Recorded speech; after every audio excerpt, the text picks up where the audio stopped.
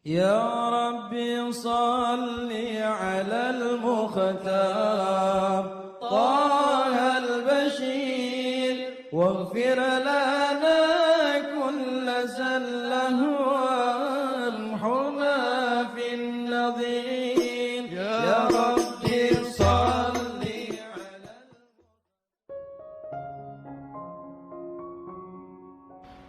Bismillahirrahmanirrahim. Alhamdulillahi rabbil alamin. Allahumma salli wa sallim ala sayyidina Muhammadin wa ala ali sayyidina Muhammadin miftahi babi rahmatillah adada ma fi ilmillah salatan wa salaman daimaini bidawami mulkillah. Assalamualaikum warahmatullahi wabarakatuh. Sahabat online yang dirahmati Allah, alhamdulillah kita bisa berjumpa kembali. Mudah-mudahan kita senantiasa diberikan kesehatan, umur panjang fi taatillah, juga senantiasa mendapatkan taufik dan hidayah dari Allah Subhanahu wa taala. Pada pertemuan kita kali ini, mari kita ngaji bareng Habibana Novel bin Muhammad Al-Idrus, yaitu minta bukan cari. Doa dulu baru usaha. Ikhwani rahimakumullah, malam ini kita belum belajar Al-Hikam. Tapi saya mau ngajak mereset hidup. Factory reset ya. Kalau HP itu dikembalikan pada setelan pabrik. Nah, malam hari ini saya mau ngajak diri saya dan antum semua men-setting kembali diri kita agar sesuai maunya Allah Subhanahu wa taala. Wa ma khalaqtul jinna wal insa illa liya'budun. Allah mewahyukan, dan aku tidak menciptakan jin dan manusia kecuali untuk beribadah kepadaku, untuk mengenalku, untuk mengabdi kepadaku. Nah, ini yang akan kita bahas insyaallah dalam waktu 40 menit, barokah manfaat. Dari tadi sudah diiringi sholawat, diiringi qiraatul Quran. Nah, sekarang ujung-ujungnya santapan ilmu. Ya, insyaallah barokah dan manfaat. Kalau ada orang mengatakan, jangan mengatakan mudah-mudahan, ya dalam bahasa Indonesia ya mudah-mudahan. Nah, mudah-mudahan itu maksudnya ya semoga dengan izin Allah. Ya, semoga dengan izin Allah. Ikhwani rahimakumullah. Saya mau nanya pertanyaan sederhana. Kalau antum lapar, minta makan atau cari makan?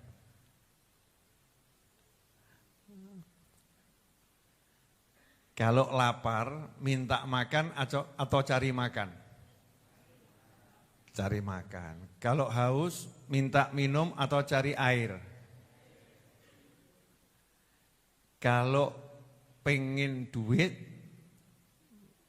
cari duit atau minta duit? Cari duit. Betul begitu?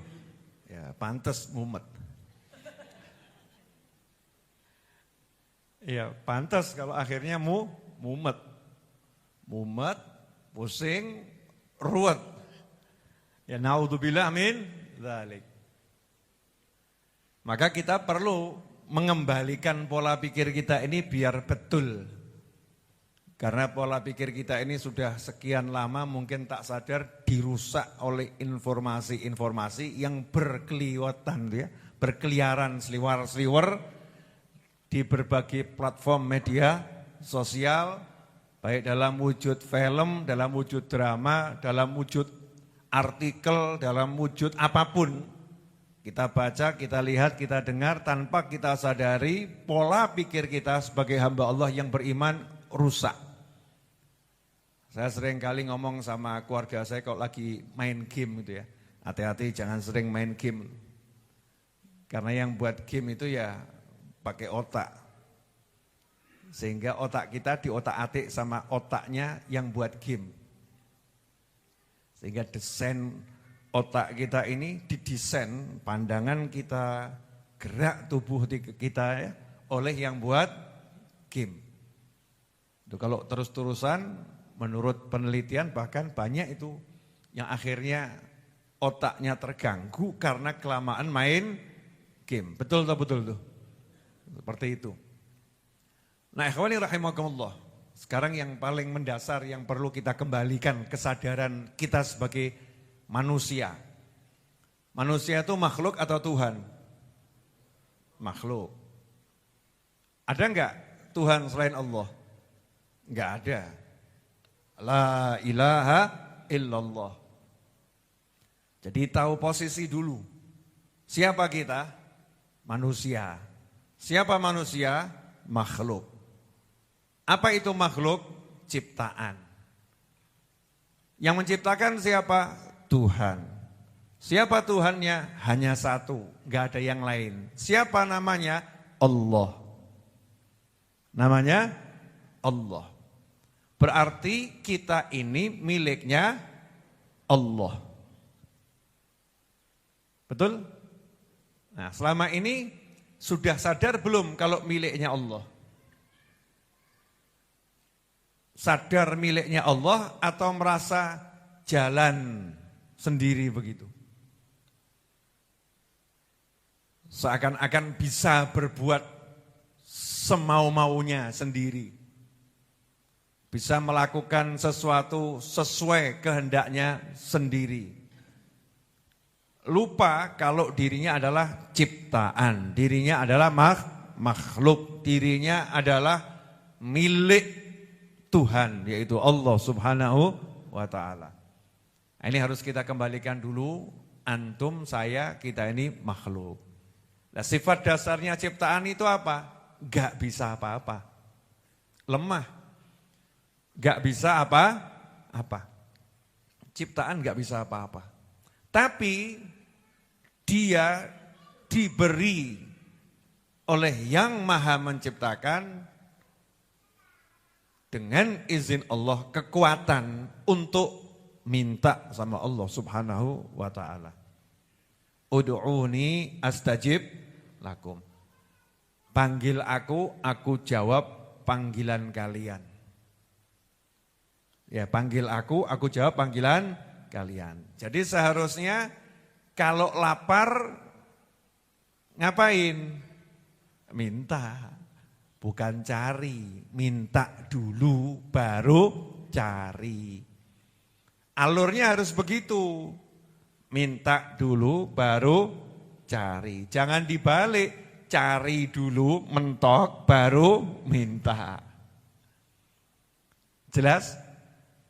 Ibu-ibu jelas semua ibu-ibu? Jadi kalau ibu mau masak, saya mau nanya Bu. Mau buat kopi. Yang perlu dipersiapkan apa itu? Air, terus kopi, gula enggak penting, banyak peminat kopi justru enggak pakai gula ya. Air, kopi, apalagi? Kompor atau apapun pemanas biar airnya bisa mendidih. Betul? Betul begitu? Jadi kalau ada orang pengen buat kopi tapi sibuk dia itu cari air, dia sibuk cari kopi, misal ya, cari air, cari kopi, tapi yang paling penting justru enggak dia siapkan, cangkir. Nah, kopinya ada, airnya ada, dari tadi enggak dibahas cangkirnya, terus masaknya ya bagaimana nanti enggak ada wadahnya, yang dibutuhkan wadah. Ini kalau urutan-urutan itu orang enggak detail, enggak jelas, nanti hidupnya berantakan.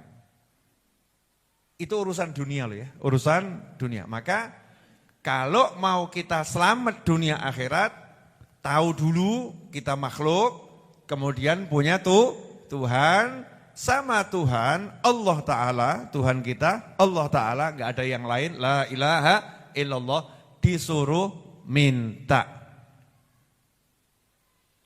Ya disuruh minta. Nanti akan saya jelaskan, ini penting soalnya. Jadi kalau butuh makan, pertama kali ngapa? Minta. Butuh minum, pertama kali ngapain? Minta. Butuh uang, pertama kali ngapain? Minta. Butuh istri? Minta. Butuh suami? Minta. Butuh anak? Minta. Awali dengan Allahumma, ya Allah, ya Rabb, ya Karim, ya Rahman, ya Dzal Jalali wal Ikram. Nama-nama Allah, asma'ullah al-husna ya. Nama Allah yang 99 itu satu persatu dipakai untuk meminta pada Allah Subhanahu wa ta'ala. Saya butuh uang, minta, ya Allah beri saya uang yang berkah.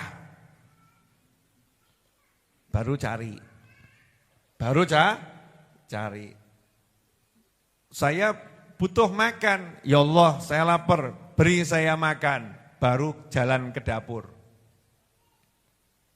Ya Allah saya haus, saya minta minum. Baru saya jalan ke dapur, ambil gelas, menuju tempat air. Ya Allah, saya butuh sesuatu, parkir mobil. Saya minta, ya Allah, beri saya parkir mobil. Parkir motor, ya Allah, beri saya parkir motor. Baru jalan cari tempat parkir. Pertanyaan saya, apakah antum jalanin hidup semacam itu? Apakah kebanyakan orang menjalani hidup dengan cara yang seperti itu? Atau yang seperti ini? Contoh, lapar langsung kebayang makanan. Menunya ini, pengen makan ini. Cek di dapur, enggak ada. Buka aplikasi, cari. Ya, GoGo itu yang online tuh dicari. Ada, klik, bayar. Pertanyaan saya, yang model terakhir ini lebih banyak atau model pertama tadi? Bu, ibu kalau lapar minta atau ke dapur? Loh, ke dapur itu. Bapak-bapak kalau lapar minta atau cari?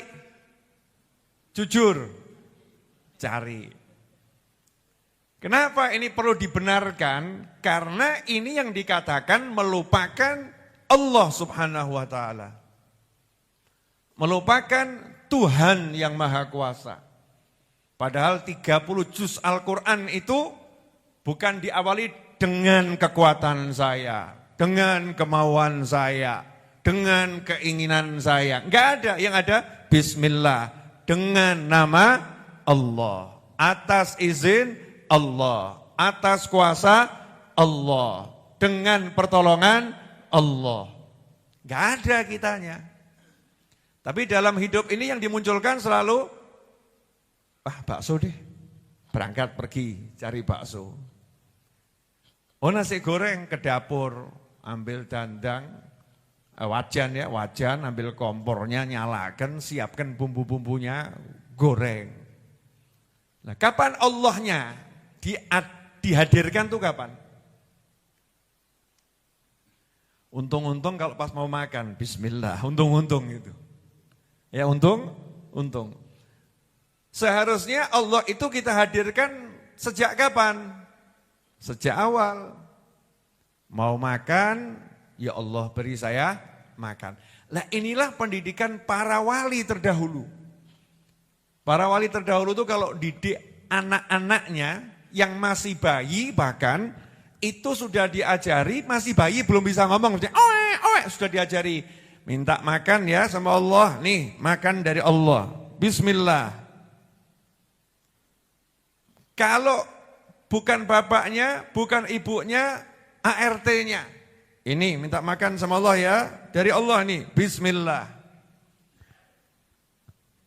Nah pertanyaan saya sederhana, apakah hidup kita seperti cerita bayi tadi atau lawannya? Yang mana? Lawannya. Berarti sejak berjalan kita bersama Allah atau meninggalkan Allah? Meninggalkan Allah. Nah kalau perjalanannya itu meninggalkan Allah, pantas enggak kalau tersesat? Pantas. Pantas enggak kalau kemudian akhirnya bingung? Pantas. Pantas enggak kalau akhirnya menjadi galau, resah, gelisah, cemas, dan segala macam penyakit orang zaman sekarang ini? Pantas enggak? Pantas. Kenapa? Karena sejak awal tidak menghadirkan Tuhannya, tidak menghadirkan Allahnya, tidak bersama yang maha menciptakannya. Sok dia bisa jalan sendiri. Sok dia mampu melakukannya sendiri. Nah kalau seperti itu ya Allah tunjukkan kamu itu bukan siapa. Dan kamu enggak bisa apa-apa. Jadi kalau kita butuh sesuatu ya minta. Minta kepada Allah itu penghambaan. Ada orang mengatakan, kamu kalau semakin minta nanti semakin enggak diberi. Siapa yang ngomong? Akidahnya Ahlus Sunnah wal Jamaah, seorang muslim kalau butuh minta sama Allah, kalau minta pasti dikasih. Hanya saja pemberian Allah itu bukan seperti yang di kepala kita. Maka jangan ikut-ikut kalau yang mengatakan nanti kalau kamu minta semakin enggak diberi kamu. Kalau kamu enggak minta nanti dikasih. Perintahnya itu disuruh minta, dan kalau minta pasti dikasih. Itu Al-Qur'an. Ud'uni astajib lakum. Jadi jangan kalahkan Al-Qur'an dengan pola pikir cocok-cocokan. Pas-pasan, enggak boleh. Ud'uni astajib lakum. Minta pasti aku beri. Tapi pemberian itu tanya sama Nabi Muhammad SAW, Rasulnya Allah Ta'ala. Yang dimaksud pasti diberi itu bagaimana? Pasti diberi adalah sesuai yang memberi. Yang memberi siapa? Allah. Oh kita enggak punya apa-apa, enggak bisa apa-apa, kita minta. Ya kersane sing ngei, betul kan ya? Terserah yang mau ngasih. Oh namanya enggak modal minta kok. Modal minta mau ngatur yang punya. Lucu atau enggak lucu? Lucu. Minta saya kasih, kata Allah Subhanahu wa Ta'ala. Cuman Allah ngasih sesuai maunya Allah. Dan kalau Allah yang memberi, enggak mungkin lebih kecil dari apa yang kita minta. Enggak mungkin. Cuman sesuai maunya Allah, bukan maunya kita. Contoh. Anak minta sama bapaknya mobil. Anak TK. Ayah belikan mobil ayah. TK. Pertanyaannya, sama bapaknya dikasih enggak? Dikasih. Tapi dikasihnya apa? Mobil-mobilan. Karena kalau dikasih mobil dia enggak bisa menikmati. Dikasih mobil bahaya buat dia. Sama ayahnya, sekarang kamu main mobil-mobilan dulu, sesuai sama otakmu, sesuai sama usiamu, bisa buat kamu senang. Tapi udah saya siapkan nanti kalau udah di usiamu, mobil yang terbaik, terbagus buat kamu. Jadi, bisakah seseorang mengatakan bapaknya nolak? Bentar, ini contohnya kalau buat anak kecil mungkin jenengan kurang masuk karena udah dewasa semua. Bu, Ibu, saya mau nanya, ada seorang istri minta pada suaminya, Mas, tolong belikan aku rumah. Terus suaminya jawab, maaf, saya enggak akan belikan kamu rumah. Nih, ngontrak dulu saja 2 bulan. Di kepala suaminya, bulan ketiga saya akan belikan rumah. Tapi enggak ngomong sama istrinya. Bulan ketiga saya akan belikan rumah. Sekarang 2 bulan ngekos dulu dah. Mintanya rumah diajak kos-kosan. Pertanyaan saya, ini suaminya nolak atau tidak menolak? Istri minta rumah, sama suami diajak ngekos, tapi di kepala suaminya udah siapkan duit, bulan ketiga saya akan belikan rumah. Pertanyaannya, sebetulnya suaminya nolak atau menerima? Menerima. Istrinya tahu atau enggak tahu? Enggak tahu. Betul ya? Istrinya enggak tahu. Suaminya menerima permintaannya, tapi tidak sekarang, tidak saat ini sesuai yang kamu minta. Bulan ketiga aku udah siapkan uang untuk beli rumah jauh lebih bagus dari apa yang kamu minta saat ini. Cuman aku enggak mau ngomong. Kenapa? Surprise. Kejutan. Pertanyaan saya, terus kalau ada orang komentar, ngapain kamu minta-minta sama suamimu? Tuh lihat tuh, semakin minta kamu semakin ditolak. Ini komentar semacam ini kira-kira betul atau salah? Salah, karena dia nggak bisa mengerti apa yang di kepala suami orang lain. Dia nggak bisa menilai hanya dengan fakta saat itu, karena waktu terus berjalan. Kehidupan bukan seperti yang ada di kepala kita yang kita pikir, tapi Allah yang ngatur segala-galanya. Makanya kalau saya minta, saya yakin pasti diberi oleh Allah Subhanahu wa ta'ala. Perkara Allah memberinya saat ini gak kelihatan hasilnya, bukan berarti Allah nolak. Bisa jadi memang Allah kasih, tapi bukan sekarang. Allah udah siapkan waktu yang pas, waktu yang terbaik dengan pemberian yang terbaik. Itulah akidahnya seorang muslim ketika minta pada Allah Subhanahu wa ta'ala. Sehingga kalau ada orang minta itu seharusnya senang atau enggak senang? Senang, mesti itu. Itu loh, ada aplikasi online itu ya yang untuk belanja-belanja. Saya enggak usah sebutkan mereknya, karena toh juga enggak dibayar. Nanti kalau saya sebutkan nanti merek yang lain, kok saya enggak disebut, saya enggak adil. Ya, kan banyak aplikasi belanja online tuh ya. Itu biasanya muncul, belum belanja udah muncul. Silakan tekan tombol, ada bonus. Ya, ada bonus voucher belanja senilai hingga 800.000. Ya, senilai hingga 800.000. Lawang itu belum belanja aja udah dikasih bonus. Betul ya? Belum belanja udah dikasih bonus. Muncul bonusnya 800.000. Ini disimpankan untuk Anda, nanti kalau Anda belanja akan dimunculkan sedikit-sedikit itu bonusnya. Jadi 20.000, ada gratis ongkos kirim dan lain sebagainya. Tapi nilai bonusnya 800.000. Nah untuk yang begitu aja kita mau pencet kok, muter mau. Kenapa? Nothing to lose. Gak ada ruginya, gak haram, halal, ya dapat bonus. Dikasih tahu sama aplikasi belanja online, kamu akan dapat bonus, kita percaya dan kita pencet. Dikasih tahu sama Allah Ta'ala yang menciptakan segala-galanya, ud'uni astajib lakum, minta saya kasih, mikir, apa yo? Ini berarti kepala kita ini sebetulnya masih nempel atau ada goyang gini.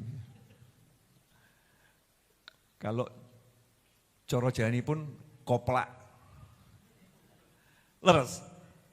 Ya kok? Koplak itu sudah tidak pada tempatnya masing-masing, koplak itu ya. Sudah kok? Koplak. Nah, dikasih tahu sama aplikasi percaya. Dikasih tahu sama Rabbul Alamin, kaken mikir. Seharusnya ya minta. Makanya kehidupan para anbiya wal mursalin itu kalau kita lihat adalah doa, minta. Sampai-sampai Nabi Musa alaihissalam ditegur sama Allah Ta'ala, "Hei Musa, segala sesuatu minta sama saya. Kalau tali sandalmu putus, minta sama saya." Urusan kecil loh, tali sandal putus, suruh minta sama Allah Ta'ala. Kenapa kita diajarkan meminta pada Allah Ta'ala? Agar kita sadar kita ini bukan siapa-siapa. Tuhannya adalah Allah. Tidak boleh sedetik pun lepas rasa sebagai hamba. Nah, yang bahaya ini jalan dari pagi sampai sore, sepertinya bisa jalan sendiri gitu. Sepertinya enggak punya Tuhan gitu. Na'udzubillah min dzalik. Enggak terasa itu, enggak terasa. Karena itulah kita disuruh terus-terusan baca bismillah, angkat baca bismillah, mau minum baca bismillah, mau jalan baca bismillah, mau duduk baca bismillah, mau bangun baca bismillah. Terus disuruh dengan nama Allah, dengan nama Allah, dengan nama Allah. Dikit-dikit disuruh minta Allahumma ya Allah, Allahumma ya Allah, Allahumma ya Allah. Biar apa? Biar hatinya tidak putus bergantung sama Allah Subhanahu wa ta'ala. Jadi kalau kita minta pasti dikasih, tapi dikasih sesuai maunya Allah. Dan Allah kalau ngasih pasti lebih banyak dan lebih bagus. Hanya saja bisa jadi tidak saat ini, tapi diundur sampai waktu yang pas sesuai ilmunya Allah. Itu yang pertama. Yang kedua, anak saya minta es krim. Nah, wong saya tahu itu bisa membuat dia sakit. Radang tenggorokannya bisa kambuh kalau kebanyakan makan es krim misalnya begitu. Saya tidak kasih es krim. Enggak boleh makan es krim. Ya, enggak boleh makan es krim. Tapi saya kemudian sudah pesankan sebagai gantinya sate kambing 200 tusuk. Loh, saya ngajari anak saya kalau makan jangan sendiri, ya berjamaah. Koncone dijak kabeh sak raudhah gitu ya. 200 tusuk misal gitu. Pertanyaan saya, berarti permintaan anak saya tadi saya tolak atau berkat dia minta, dia dapat yang lebih besar? Permintaannya enggak ditolak, diterima, cuman diganti yang lebih besar. Ya, kalau minta sama Allah Ta'ala ya begitu. Mintanya A, Allah ngasihnya B. Mintanya motor, dikasih mobil. Pertanyaan saya, itu berarti doanya kabul atau ditolak? Ora usah ngeyel wae. Gusti aku njaluk motor kok. Kok dikek mobil? Kan saya mintanya motor. Kenapa dikasih mobil? Ini kalau ada manusia model begini kira-kira koplak atau kocak? Saking koplaknya jadi kocak dia. Bu, paham enggak Bu? Karena akhir zaman ini bahaya kalau kita baca di medsos itu sembarangan, nanti akidah kita bisa rusak. Ya minta sama Allah. Loh, kamu kalau minta duit terus nanti enggak dikasih loh. Seakan-akan kok kamu enggak bersyukur. Emang kalau orang minta tuh pasti enggak bersyukur? Siapa bilang orang minta enggak bersyukur? Jadi kalau orang minta enggak bersyukur, maka kalau ada istri minta sesuatu pada suami, nanti kita jawab istri itu enggak bersyukur. Atau suami minta tolong sama istrinya, Dek tolong pijetin, Dek tolong pijetin. Berarti ini suami enggak bersyukur sama istrinya, enggak berterima kasih, kan enggak bisa gitu. Orang yang minta itu justru menunjukkan rasa syukur pada Allah Subhanahu wa ta'ala. Kenapa bersyukur? Iya, karena saya diizinkan minta sama Allah Ta'ala. Saya senang minta sama Allah Ta'ala. Dia senang punya Tuhan. Bukan masalah pemberiannya, tapi senangnya minta sama Allah Subhanahu wa ta'ala. Karena saya diajari minta sama Allah. Bisa dipahami enggak ini? Contoh misalnya begini. Saya butuh uang 100 juta. Terus saya doa, ya Allah saya minta uang 100 juta, ya Allah saya minta uang 100 juta, ya Allah saya minta uang 100 juta, ya Allah saya minta uang 100 juta. Boleh enggak?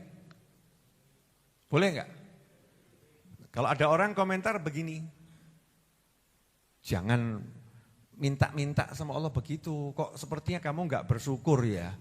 Kan Allah udah ngasih banyak, ngapain kamu masih minta-minta 100 juta? Pertanyaannya komentar ini benar atau salah? Salah. Kenapa? Karena dia sudah su'dzon, memprasangkai orang yang berdoa itu kepalanya, hatinya enggak syukur sama Allah Ta'ala. Sementara Nabi Sulaiman alaihissalam udah punya kerajaan, doanya masih Rabbi habli, ya Allah karuniakan kepadaku kerajaan yang seseorang pun enggak boleh punya seperti kerajaanku yang kau berikan. Sudah punya kerajaan, masih minta kerajaan. Syukur enggak itu? Ya super syukur, masa mau bilang Nabi Sulaiman enggak syukur? Nabi Sulaiman minta lagi, sudah punya, minta lagi. Ya, jadi ketika diberi sama Allah Ta'ala, minta lagi, itu bagian dari bersyukur. Kenapa? Karena mintanya sama Allah. Yang enggak syukur tuh begini loh, orang enggak syukur. Dikasih uang 100 juta, nah terus kemudian dia enggak sholat, nah itu enggak syukur. Dikasih uang 100 juta, terus dia ngomong, ini kan berkat saya usaha, ini kan karena hebatnya marketing saya, ini hebatnya tim saya, itu orang enggak syukur. Tapi kalau orang yang setelah dapat 100 juta, dia bilang sama karyawannya, sama timnya, ini berkat kita kemarin berdoa berjamaah, doa bersama, Allah kasih, yuk kita minta lagi sama Allah. Itu kira-kira syukur atau kufur? Syukur. Jadi jangan sampai salah memahami makna meminta pada Allah Subhanahu wa Ta'ala. Sampai di sini jelas? Kemudian dikasih sama Allah dalam arti menurut hadis dihindarkan darinya bencana sesuai besarnya permintaan itu. Makna hadis ya. Jadi misalnya saya minta uang 100 juta. Sama Allah enggak dikasih uang 100 juta. Tapi saya dihindarkan dari satu penyakit yang mau menimpa saya kalau berobat biaya. Jenengan pilih mana? Doa 100 juta dapat, tapi setelah itu masuk rumah sakit biayanya 100 juta. Atau enggak dapat 100 juta tapi enggak jadi masuk rumah sakit. Pilih mana? Mesti ngeyel. Dapat 100 juta enggak masuk rumah sakit. Itu yang di belakang ibu-ibu sudah mulai ngomong gitu tuh. Betul Bu? Oh betul tuh. Jadi dihindarkan dari bencana yang senilai, ya, yang senilai dari yang dia minta. Tadi sore ada angin puting beliung itu ya, kenceng luar biasa. Itu genteng-genteng di Masjid Ar-Raudhah lebih dari 30 genteng beton ya, genteng beton terbang itu. Terus jatuh, dus ya, jatuh. Nah, itu kan berkat jenengan ngaji di sini. Iya, berkat sholawat, berkat zikir. Jatuhnya masih ke genteng, betul genteng terbang, jatuh ke genteng, gentengnya pecah. Nah kalau jatuh ke kepala, yang pecah kepalanya atau gentengnya? Kepalanya. Kan begitu ya. Berarti kan oh alhamdulillah nih berkat zikir, berkat wirid, berkat sholawat, berkat majelis, yang di sekitar majelis ini sama Allah diselamatkan. Yang tadinya mau kena musibah, dirubah itu hanya jatuhnya genteng ke genteng. Contoh seperti itu. Kalau ada orang misalnya doa, mau naik bis, dia dari rumah baca doa, ternyata sampai di lokasi bisnya udah berangkat, nyesel dia. Wah, telat, rasido kondangan nih. Tinggalan bis, ternyata bisnya itu kecelakaan, seluruh penumpangnya selamat. Tapi kecelakaan. Setelah itu ngucapnya apa itu? Alhamdulillah. Coba mau aku melu bis kayak yo bumbuan, termasuk sing selamat apa sing ra selamat? Raruh aku naudzubillah min dzalik. Itu contoh doanya dia dirubah sama Allah Ta'ala dengan dihindarkan dari musibah sebesar doanya itu. Yang ketiga, doanya enggak dikasih di dunia. Dan inilah keinginan para ulama ketika berdoa. Jadi ulama-ulama itu kalau doa, minta sampai sandal, minta rumah, minta ini, dan lain sebagainya. Itu kalau semakin enggak wujud hasil, semakin senang. Allahumma ya Allah beri rumah, ya Allah beri ini, ya Allah beri, ya Allah, ya Allah, ya Allah beri, ya Allah, macam-macam gitu ya. Enggak ada yang wujud. Rumah enggak dapat, motor enggak dapat, mobil enggak dapat, sandal jepit enggak dapat. Kabeh orang itu semakin senang ulamanya. Kenapa? Berarti nanti wujudnya di akhirat. Wujudnya di akhirat. Dalam sebuah riwayat disebutkan ada hamba Allah yang di akhirat sana nanya, loh saya ini kan enggak pernah minta ini, enggak pernah minta ini. Maka dijawab, yaitu doa-doamu yang di dunia diganti, dikasih di akhirat. Loh kalau tahu gini ya, dulu di dunia enggak usah dikabulkan aja semua. Kabulnya di akhirat. Ya kabulnya di akhirat. Bu, ada wanita doa, ya Allah beri aku pria tampan yang soleh ya Allah. Doa minta jodoh, sampai umur 50 tahun belum menikah. Terus dia meninggal. Ya dia meninggal. Waktu di dunia itu dia sebelum meninggal, dia sempat mikir, kapan saya dapat jodoh? Sekian lama saya berdoa kok belum dapat. Nah setelah meninggal, ternyata di alam barzakh sana, dia dijodohkan dengan seorang hamba Allah yang soleh. Maka dia mengatakan, alhamdulillah biar ra kabul ning donya. Ya alhamdulillah kabulnya di akhirat. Ternyata saya disiapkan jadi istrinya seorang wali Allah yang luar biasa. Ini contoh. Ya ini contoh. Makanya kalau kita lagi doa minta sama Allah Ta'ala, jangan pernah mengatakan enggak kabul, harus yakin. Wa anta mustaiqinul bil ijabah. Kamu harus yakin dijawab.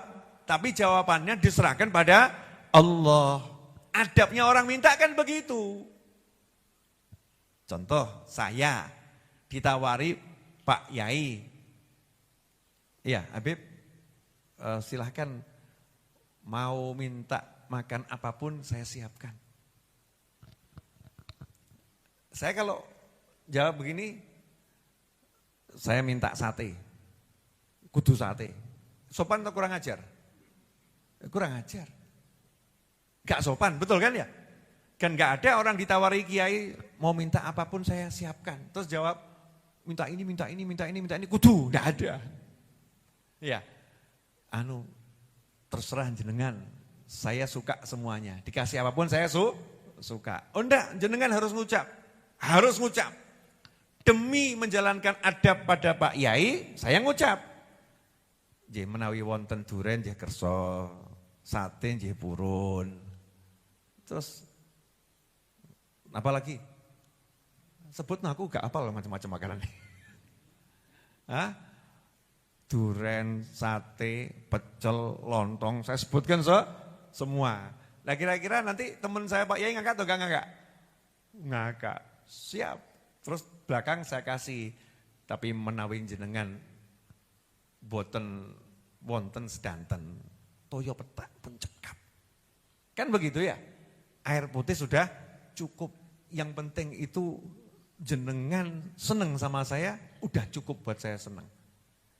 Kalau bahasa ngobrol sama sohib, sama teman kan seperti itu. Nah, ternyata Pak Yainya saat itu mengeluarkan bukan yang saya minta semua, tapi jeruk. 1. Bib jeruk niki. Bib Ja'far Al-Kaf almarhum nate ngendika, jeruk rezekine ngeruk. Jeruk rezekine ngeruk. Jazakumullah khairan Pak Yai, saya terima. Setelah itu beliaunya ngomong, niki wonten amplop, alit, tipis. Tapi dibuka cek 1 miliar. Pertanyaan saya, ini cuma misal loh ya. Pertanyaan saya, itu berarti saya tadi nyebut makanan-makanan tadi ditolak atau diberi? Diberi, tapi yang memberi sesuai yang saya minta. Kan begitu ya? Adab saya ya begitu, seneng, kayak jeruk ya. Alhamdulillah, jazakumullah khairan, senang, wah ini nikmat, itu adab dan pasti begitu. Ya pasti seperti itu. Lah kenapa sama Allah Ta'ala kok gak begitu?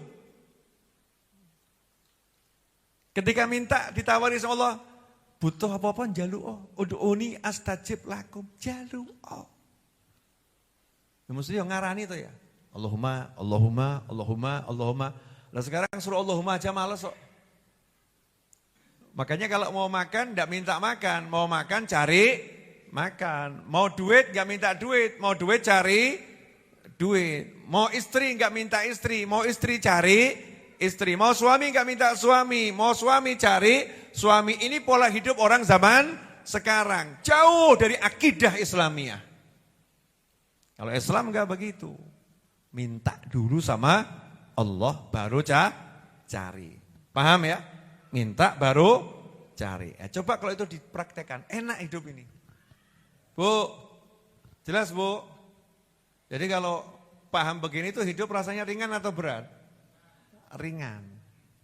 Karena kita punya harapan yang luar biasa. Jadi biasakan apapun awali dengan minta baru cari. Ingat ya. Karena kita hamba punya Allah, maka kita minta dulu sama Allah, baru cari. Itu syariatnya begitu ya, syariatnya begitu. Nanti insya Allah semuanya akan jadi mudah. Jazakumullah khairan. Insya Allah kita sambung Jumat yang akan datang. Insya Allah. Alhamdulillah kita telah menyimak penjelasan dari beliau. Semoga ilmu yang telah kita peroleh ini dari Habibana Novel bin Muhammad Al-Idrus menjadi ilmu yang bermanfaat bagi kita, keluarga, dan anak cucu kita. Habibana Novel bin Muhammad Al-Idrus dalam kajian ini mengingatkan kembali bahwa tujuan dasar kita dibuat adalah untuk beribadah, untuk mengabdi kepada Allah Ta'ala. Dalam banyak kasus, ketika manusia menginginkan sesuatu, mempunyai hajat yang mereka lakukan adalah langsung mencarinya, langsung berusaha mendapatkannya, dengan mengandalkan kekuatannya, mengandalkan pikirannya, dan kecerdasannya.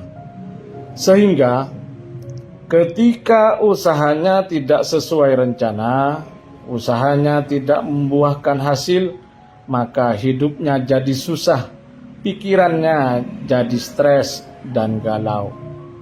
Hal ini tidaklah benar, tidak sesuai dengan ajaran agama. Seharusnya yang dilakukan pertama kali ketika punya hajat, yang dikerjakan pertama kali ketika punya keinginan adalah meminta atau berdoa dulu kepada Allah Ta'ala. Menyandarkan segalanya kepada Allah Ta'ala. Kemudian setelah itu mencarinya atau mencari yang diinginkan. Berusaha mendapatkan hajatnya dengan berbagai cara yang diperbolehkan oleh agama. Dan ketika nantinya tidak sesuai harapan, hajatnya belum terwujud, maka dia sadar bahwa semua yang terjadi atas kehendak Allah Ta'ala. Maka saat ini penting bagi kita untuk kembali ke setelan awal, yaitu mereset pikiran kita bahwa tujuan dibuatnya manusia adalah beribadah kepada Allah Ta'ala, Sang Pencipta.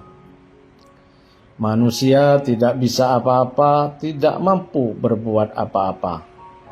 Dalam syariat yang pertama kali kita lakukan ketika punya hajat adalah meminta atau berdoa kepada Allah Ta'ala, kemudian mencari atau berusaha mendapatkan hajat tersebut. Tanamkan dalam hati semua terjadi atas izin Allah Ta'ala. Kenapa kita diajarkan meminta atau berdoa dulu? Agar kita sadar bahwa kita itu makhluk, tidak bisa apa-apa dan tidak punya apa-apa. Wa qala rabbukum ud'uni astajib lakum. Berdoalah kepada Allah, niscaya akan dikabulkan, pasti akan diberi. dan pengabulan atau pemberian itu sesuai dengan kehendak Allah Ta'ala yang maha mengetahui atas segalanya. Ketika kita menjalankan pola semacam ini, maka hidup terasa ringan dan tenang, karena semua yang terjadi di dunia ini telah diatur oleh Allah Ta'ala. Semoga kita bisa memahami dan senantiasa mengamalkan dari apa yang telah beliau sampaikan, dan semoga masalah hidup segera diangkat oleh Allah Ta'ala ma'al afiyah wal lutuf. Amin ya rabbal alamin. Wallahu alam bisawab. Semoga barakah dan manfaat. Assalamualaikum warahmatullahi wabarakatuh.